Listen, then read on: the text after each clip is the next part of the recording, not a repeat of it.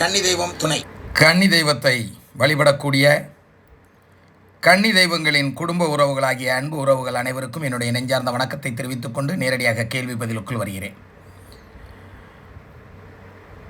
கன்னி தெய்வம் துணை. ரூபனிசா லைசால் அத்தைகள் துணை. எங்கள் தங்க அத்தைகளை பார்த்து கொண்டே இருக்கலாம்.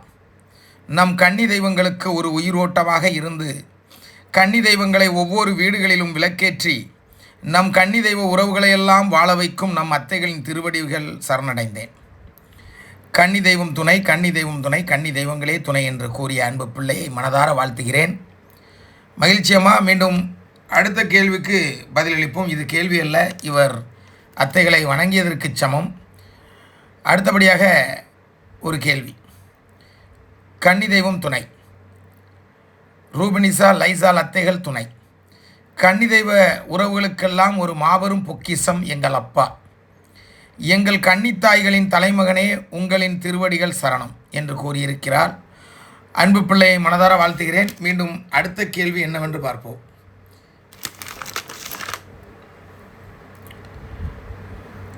கன்னி தெய்வமே துணை, அத்தைங்களே துணை, உலக அனைத்து கன்னி தெய்வங்களே துணை. ஐயா, தங்கள் பதிவுகளை கேட்க கேட்க உடம்பு புல்லரிக்குது. ஆனால் திரும்ப திரும்ப கேட்டுக்கொண்டே இருப்பேன். இதற்கிடையில் எனக்கு 4 கன்னி தெய்வங்கள் உள்ளது. அந்த 4 குலதெய்வங்களை விளக்கு வைத்து கும்பிட அத்தைகள் அருள் புரிய வேண்டும். அத்தைகள் அருள் புரிய வேண்டும். தாங்கள் அத்தைகளிடம் வேண்டுமாறு அன்போடு கேட்டுக்கொள்கிறேன் என்று கூறிய அன்பு பிள்ளைக்கு மனதார கூறுகிறேன். எப்பொழுது நீ உன் கன்னி தெய்வத்தை வழிபட வேண்டும், வணங்க வேண்டும் என்று நினைத்தாயோ அப்பொழுதே அந்த தெய்வம் உன்னுள் வந்துவிட்டது. உனக்காக உன்னையே நினைத்து அந்த தெய்வமும் காத்திருக்கும். வெகு தொலைவு செல்லாமல் மிக விரைவில் அந்த கன்னி தெய்வத்தை முறைப்படி எடுத்து நீ வழிபட மனதார வாழ்த்துகிறேன் தாயே. நன்றி. மீண்டும் அடுத்த கேள்விக்குள் செல்வோம்.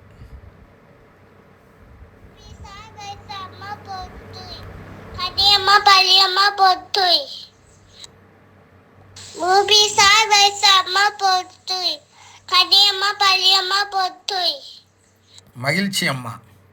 மழலையின் குரல். பேசத் தெரியாத நேரத்திலேயே ரூபனிசா லைசால் கன்னியம்மா போற்றி என்று சொல்லக்கூடிய இந்த குழந்தையை மனதார வாழ்த்துகிறேன்.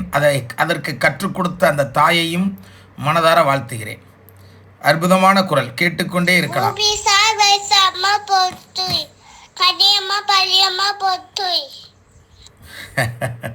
அருமையான ஒரு குரலை கேட்டோம். ஆனந்தத்தில் மீண்டும் அடுத்த கேள்விக்குள் செல்வோம். வணக்கம் அண்ணா. சென்ற மாதத்தில் ஒரு நாள் கனவில் நான் என் தாய் தந்தையுடன் உங்கள் வீட்டிற்கு வந்திருக்கிறேன். நீங்கள் என்னுடைய வண்டியை எடுத்துக்கொண்டு வெளியில் செல்கிறீர்கள். நான் மட்டும் அத்தைகளை பார்த்துவிட்டு வர பதியின் அருகில் வருகிறேன்.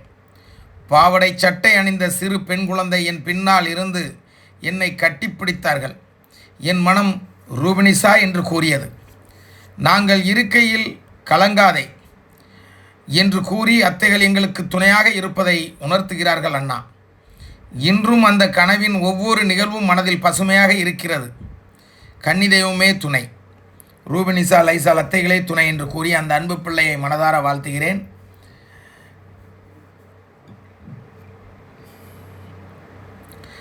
அது வெறும் கனவல்ல, நிஜமாகவே இதுதான் உண்மை. கனவில் பல நபர்கள் என்னை கண்டதாக என்னிடத்தில் பேசுவார்கள்.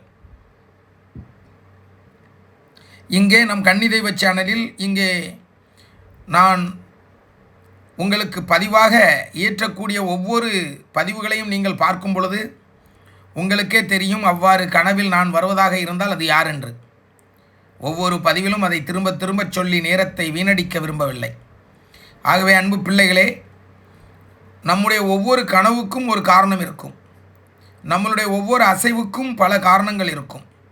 ஆகவே எந்த ஒரு காரியமாக இருந்தாலும் கன்னி தெய்வத்தின் சமர்ப்பணம் என்று கூறி கன்னி தெய்வத்தின் துணையாலே இது நடக்கிறது என்ற எண்ணத்தோடு நீங்கள் நடத்தினால் நிச்சயமாக அந்த கன்னி தெய்வம் உங்களை ஆசீர்வதிக்கும்.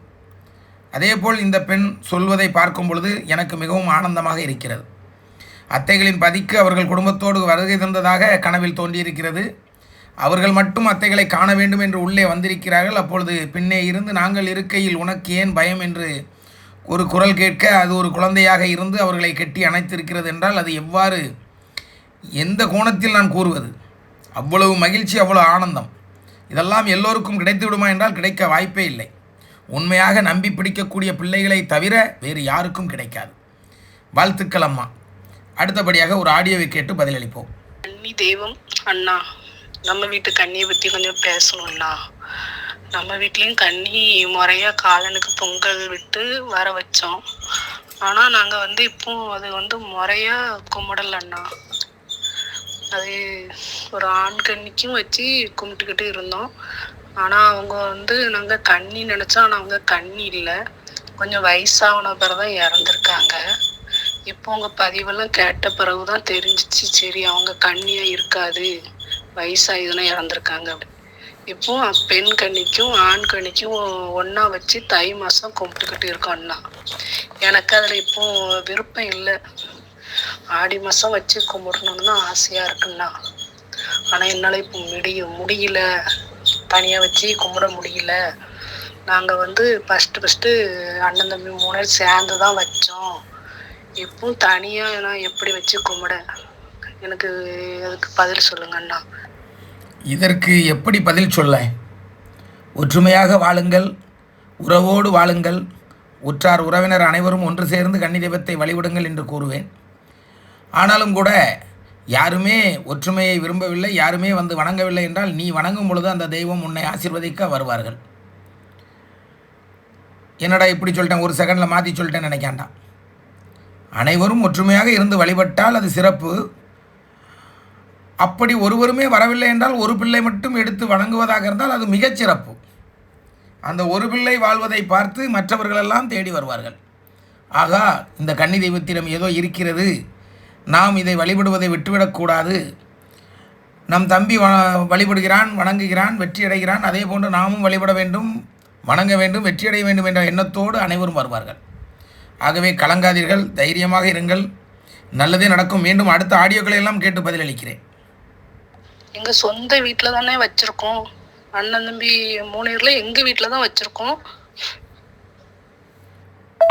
இது எனக்கு உடம்பு ரொம்ப முடியாமல் இருந்தனால ஒரு கோயிலில் சொன்னாங்க. என்னாச்சு? முடியாமல் இருந்தனால ஒரு கோயிலில் சொன்னாங்க வீடு மாறணும் அப்படின்னு சொன்னாங்க. அதனால நான் மாறி வாடகை வீட்டில் இருந்தேன். வாடகை வீட்டில் இருந்தனால இப்போ சமையலுக்கு ரொம்ப ஆர்டர் சாப்பாடு வர்றதுனால பண்ணதுக்கு இடம் சொந்த வீடு காணாதனால பக்கத்துலேயே ஒரு இடம் வாங்கி அந்த வீட்டில் இப்போ இருக்கோம். கன்னி ஃபஸ்ட்டு பூரிய வீட்டில் தான் இப்போ இருக்குது. நான் டெய்லி போய் விளக்கெல்லாம் போடுவேன். ஆனாலும் எனக்கு மனசில் திருப்தி இல்லை. அது முதல்ல ஒரு விஷயத்தை புரிஞ்சுக்கிடுங்கம்மா. எக்காரணத்தை கொண்டும் ஒரு கன்னி தெய்வம் இருக்கக்கூடிய வீட்டை அப்படியே போட்டுவிட்டு பக்கத்து வீட்டிலோ இல்லை பக்கத்து தெருவுக்கோ சென்று அந்த வீட்டில் குடித்தனம் இருக்காதீர்கள். இதற்கு ஒரு உண்மை சம்பவத்தை கூற வேண்டும். கிட்டத்தட்ட ஒரு 7-8 வருஷம் இருக்கும்னு நினைக்கிறேன். என்னோடு பழகக்கூடிய ஒரு தம்பி, பெயர் குறிப்பிட விரும்பவில்லை, ஆனால் இந்த பதிவை பார்த்தவுடன் அவர்கள் பதிலளித்தாலும் அளிக்கலாம். அண்ணே, எங்கள் வீட்டில் கன்னிக்கு வச்சு கும்பிட்றோனே, நீங்கள் நம்ம வீட்டை பார்க்கணும்னே, நீங்கள் பார்த்தீங்கன்னா நாங்கள் கன்னியை சரியாக கும்பிட்றோமானேன்னு எங்களுக்கு தெரிஞ்சிடும் என்று என்னை அழைத்தார். சுமார் 8-9 வருடங்கள் இருக்கும் என்று நினைக்கிறேன். சரி தம்பி, வாய்ப்பு இருந்தால் வருகிறேன் என்றேன். அண்ணா அப்படி சொல்லாங்கண்ணா, கண்டிப்பாக வாங்கண்ணா என்று என்னை அன்போடு அழைத்தார். ஏன் இவ்வளவு உரிமை என்றால் என்னோடு கூடவே பயணம் செய்யக்கூடிய ஒரு தம்பி. சரி, இந்த அளவிற்கு உண்மையோடு பாசத்தோடு அழைக்கிறானே, சென்று வருவோம் என்று போனால் அங்கே முழுவதும் படைப்பு வைத்து உறவுகள் அனைவரும் நின்று வணங்கி கொண்டிருக்கிறார்கள். நான் பார்த்தவுடன் கூறினேன், இங்கே நீங்கள் கன்னி தெய்வத்திற்கு வைத்து வழிபடவில்லை, இங்கே பேய்களுக்கல்லவா வைத்து வழிபட்டு கொண்டிருக்கிறீர்கள் என்று கூறினேன். அப்படி கூறும் பொழுது அவர்கள் ஒருவர் முகத்திலும் அருள் இல்லை. என்னை நம்பும், என்னோடு பயணம் செய்யும் இந்த மகனை தவிர, இந்த தம்பியை தவிர வேறு எவருக்கும் அதில் நம்பிக்கையும் இல்லை.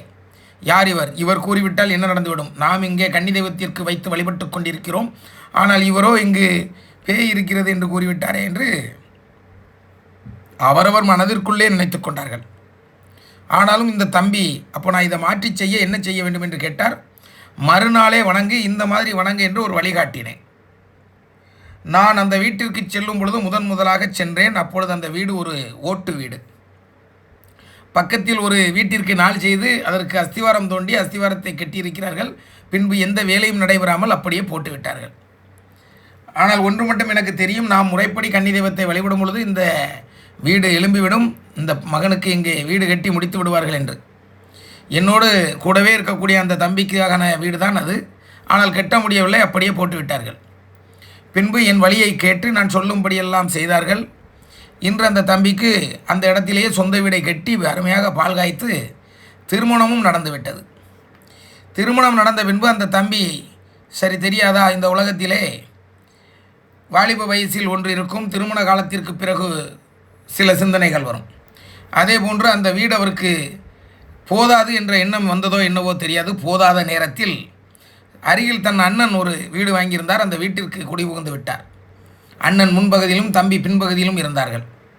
இதைவிட பெரிய வீடு, இதைவிட எல்லா வளமும் உள்ள வீடு. எல்லா வளமும் இருந்தாலும் கூட கன்னி தெய்வம் எங்கே இருக்கிறது என்று கேட்டால் இந்த வீட்டில் தான் இருக்கிறது. இவர் கட்டிய அந்த புது வீட்டில் தான் இருக்கிறது, அண்ணன் வாங்கிய வீட்டில் அல்ல. ஆக இவர் கன்னி தெய்வத்திற்கு தினமும் தீபமேற்ற வேண்டும், கன்னி தெய்வத்தோடையே கூட வாழ வேண்டும், அந்த கன்னி தெய்வமும் இவர்கள் கூடயே வாழும். ஆனால் இவர் என்ன செய்து விட்டார், எதிர்த்தாப்பில் இருக்கக்கூடிய அண்ணனின் வீட்டிற்கு சென்று பின்பகுதியில் வாழ ஆரம்பித்து விட்டார். எப்பொழுது சென்றாரோ திருமணம் முடிந்த முதலில் கொஞ்சம் நன்றாகத்தான் இருக்கும். பின்பு போக போக பிரச்சனைகள் ஒன்றொன் பெண் ஒன்றாக வர ஆரம்பித்தது. சில சச்சரவுகள், பேய் தொந்தரவுகள், இப்படி பல விஷயங்கள் அங்கே வர ஆரம்பித்து விட்டது. அவர் திருமணம் முடிந்த பின்பு அவருக்கு அதிக வேலைப்பளுவோ என்னவோ என்ன காரணமோ தெரியவில்லை, என்னிடத்திலும் அதிகம் வருவதில்லை, ரொம்ப பிஸியாகிவிட்டார். என் நிலைமை என்னவென்றால் என்னை பார்க்க வருபவர்களிடமே என்னால் ஒழுங்காக இருந்து பேசுவதற்கு நேரமில்லை. வராதவர்களை எங்கே சிந்திப்பது என்று நானும் சரி தம்பி பிஸி ஆகிட்டார், கல்யாணம் முடிஞ்சிட்டு பெரிய ஆள் ஆகிட்டார், வாழட்டும் என்று விட்டுவிட்டேன். போக போக சில சச்சரவுகள் பிரச்சனைகள் வருவது என் காதுக்கு வருகிறது, என்னிடத்தில் வருகிறது. என்னடா அது, நாம் ஒரு கன்னி தெய்வத்தை எடுத்து வழிபடச் சொல்லியிருக்கிறோம், வழிபட்டு கொண்டிருக்கிறார், இவருக்கு ஏன் இந்த பிரச்சனை வருகிறது, வரக்கூடாது என்று அந்த தம்பிக்கு ஆறுதல் கூறி, பயப்படாதே அண்ணன் ஒரு நாள் வருகிறேன் என்று திடீரென்று ஒரு நாள் சொல்லாமல் கொள்ளாமல் சென்று அவர்கள் வீட்டிற்கு போய் பார்த்தேன். அப்பொழுது புரிந்து கொண்டேன், அங்கே ஒரு பொம்பளை பேய் சேட்டு அங்கே இருக்கிறதை உணர்ந்து கொண்டேன். அது பல ஆண்டுகளுக்கு முன்பாக அந்த இடத்தில் ஒரு பூமி இருந்திருக்கிறது, அதாவது ஒரு கிணறு இருந்திருக்கிறது, அந்த கிணற்றிலே விழுந்து இறந்திருப்பாள் என்று நினைக்கிறேன். எதுவாக இருந்தாலும் அது அந்த மண்ணுக்கு சொந்தமானவளாக இருப்பாள் என்று நினைக்கிறேன். அங்கேயே சுற்றி சுற்றி வந்து கொண்டிருக்கிறாள், அந்த குடும்பத்தின் நிம்மதியை கெடுத்து கொண்டிருக்கிறாள் என்பதை உணர்ந்தேன். பிறகு இந்த மகனுக்கு குழந்தை பாக்கியமும் தடைபட்டு கொண்டே இருந்தது, அடிக்கடி அபாஷன் ஆகி கொண்டிருந்திருக்கிறது. இதுவும் எனக்கு சரியாக தெரியாது. காரணம், திருமணம் ஆவதற்கு முன்பு வரை ஒரு நாளைக்கு குறைஞ்சது ஒரு 5 மணி நேரமாவது என் கூட இருப்பார். திருமணமானதுக்கு பின்புறம் 5 நிமிடம் கூட அவர் என்னுடன் பயணம் செய்யவில்லை. இன்றும் என்னுடன் தான் இருக்கிறார் தம்பியாக, அதில் ஒன்றும் மாற்றுக்கருத்து இல்லை. இதை கேட்கக்கூட செய்வார் இந்த பதிவை.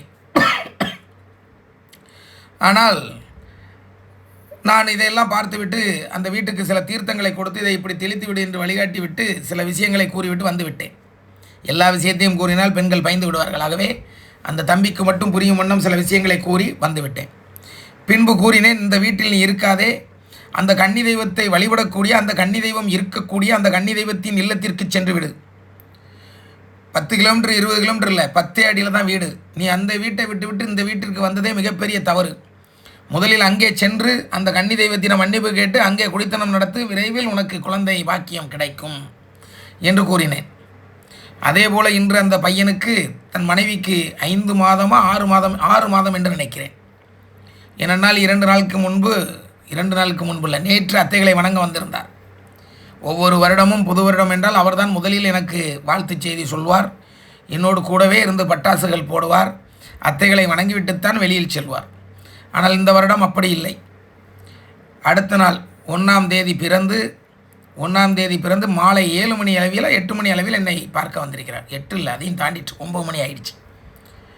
மகிழ்ச்சி, அத்தைகளை வணங்கிவிட்டார். அவரிடம் மகிழ்ச்சியை பரிமாறிக்கொண்டேன். ஏனென்றால் அவர் எப்பொழுது அந்த அண்ணனின் வீட்டை விட்டு தன் கண்ணி இருக்கக்கூடிய வீட்டிற்கு சென்றாரோ அதற்கப்புறம் அவருடைய மனைவி கர்ப்பமாகி இருக்கிறார். எவ்வளவு பெரிய விஷயம் பாருங்கள், விளையாட்டல்ல. ஒரு பதியில் ஒரு வீட்டில் கன்னி தெய்வத்திற்கு பதி அமைத்த பின்பு நீங்கள் உங்கள் வசதி வாய்ப்புக்காக உங்கள் பணம் உங்களிடம் நிறைய வந்துவிட்டதா இல்லையோ, இந்த இடத்தில் நமக்கு இடம் போதாது என்ற பாழா போன நேரத்தில் இந்த சிந்தனைகளெல்லாம் வந்தால் நீங்கள் வேறு இடத்துக்கு சென்றால் கன்னி அந்த இடத்திற்கு வராது. கன்னி தன் பதியில் தான் இருப்பார்கள். ஏனென்றால் அது கோயில், வீடல்ல. அந்த கோயிலுக்குள் தான் அந்த தெய்வம் இருக்கும். எப்போ ஒரு வீட்டுக்குள்ளே ஒரு இடத்துல பதியாக நினைத்து அந்த கன்னிக்கு நாம் தீபம் ஏற்றினோமோ அப்பொழுதே அந்த தீபம் ஏற்றிய இடம் கோயிலாக மாற்றப்படுகிறது, மாறிவிடுகிறது. ஆக உங்கள் கன்னி தெய்வத்தை நீங்கள் அவமானப்படுத்தி நீங்கள் பக்கத்து வீட்டிற்கு செல்வது என்பதுதான் உண்மை. ஆகவே ஒரு கன்னி தெய்வம் இருக்கும் வீட்டை பூட்டி போட வேண்டுமா என்றால் பூட்டி போடவே கூடாது. ஒரு கன்னி தெய்வம் இருக்கும் வீட்டில் தீபம் தினமும் ஏற்ற வேண்டுமா என்றால் கட்டாயமாக தினமும் ஏற்ற வேண்டும். அந்த கன்னி தெய்வத்தின் குடும்பத்தில் யாராவது ஒருவர் இறந்திருந்தால் மட்டும்தான் நீங்கள் தீபம் ஏற்றாமல் அந்த விசேஷம் முடிக்கும் வரை காத்திருக்கலாம். ஆனால் கன்னி தெய்வத்திற்கு தினமும் தீபம் ஏற்றுவதுதான் சரி. அந்த பதி மூடியே இருந்தால் மிகப்பெரிய தவறு. மாலை 6 மணிக்கு அந்த பதி திறந்திருக்க வேண்டும். அந்த பதியில் அந்த தாய்க்கு நாம் தீபம் ஏற்ற வேண்டும். நீங்கள் எங்கேயோ ஒரு பக்கத்து வீட்டில் போய் உட்காந்துக்கிட்டு உங்கள் வசதி வாய்ப்புக்காக உங்கள் சந்தோஷத்துக்காக அந்த தெய்வத்தை நீங்கள் அனாதையாக விட்டுவிட்டு செல்வது மிகப்பெரிய தவறு. ஏனென்றால் உங்களுடைய சகோதரன் வீட்டுக்கு அவர்கள் வந்தாலும் கூட அங்கே நிரந்தரமாக இருக்க மாட்டார்கள், நேரடியாக தன் பதிக்கு வந்து விடுவார்கள். பல பதிவுகளில் இதை பற்றியெல்லாம் விளக்கமாக கூறியிருக்கிறேன். ஆனால் இன்று அந்த மகன் மிகவும் மகிழ்ச்சியோடு இருக்கிறான். குழந்தை பாக்கியம் கிடைத்து விட்டது, 6 மாதம் ஆகிவிட்டது. நேற்று கூட என்ற சத்தம் தான், திட்டு தான் வாங்கிட்டு போனாப்புல. பைக்கில் கிட்டத்தட்ட 25 கிலோமீட்டர் மனைவியை கூட்டி சென்றிருக்கிறார். ஏற்கனவே பல முறை அபாஷனான ஒரு பெண், இப்பொழுது குழந்தை பாக்கியம் கிடைத்திருக்கிறது. எந்த அளவுக்கு பாதுகாக்க வேண்டும் அந்த பொக்கிஷத்தை. சிறு வயதல்லவா, சில விஷயங்கள் அவர்களுக்கு புரிவதில்லை. மனைவியும் குழந்தை, இவரும் குழந்தை தான். சென்று விட்டார்கள், வந்து விட்டார்கள், சத்தம் போட்டேன். பெரியவர்கள் சரியில்லை என்று அர்த்தம். வீட்டில் பெரியவர்கள் சரியாக இருந்தால் இது தவறையா, இப்படி போகக்கூடாது என்றெல்லாம் விளக்கம் கொடுத்து அவர்களை இருக்க வைத்திருப்பார்கள். சரி, இருக்கட்டும். இந்த கதையை எதற்காக சொல்கிறேன் என்றால் இது உண்மை சம்பவம். வீட்டை விட்டு கன்னி தெய்வத்தை விட்டு பக்கத்து வீட்டில் தான் இருந்தார். ஆனால் பேய்க்கோளர்களை எல்லாம் சந்தித்தார், பேய்ச்சேட்டைகளை எல்லாம் சந்தித்தார். என்று அந்த தெய்வத்தின் சன்னிதானத்திலேயே குடித்தனம் நடத்த ஆரம்பித்தாரோ அன்றிலிருந்து இன்று வரை நிம்மதியாக இருக்கிறார். ஆனால் என்னிடத்தில் வருவது குறைந்து விட்டது. அதை தவறாக நான் கருதவில்லை. அவர் எங்கிருந்தாலும் நல்லபடியாக தொழில் செய்து குடும்பம் குட்டியுமாக வாழ மனதார வாழ்த்துவேன். தினமும் வந்து பார்க்க வேண்டும் என்பதெல்லாம் இல்லை. அவரவர் வாழ்க்கை அவரவர் கையில் என்பது போல உழைக்க வேண்டும், வாழ்வில் முன்னேற வேண்டும், வெற்றியடைய வேண்டும் என்பது என்னுடைய ஆசீர்வாதம் எப்பொழுதும் அந்த தம்பிக்கு இருக்கும்.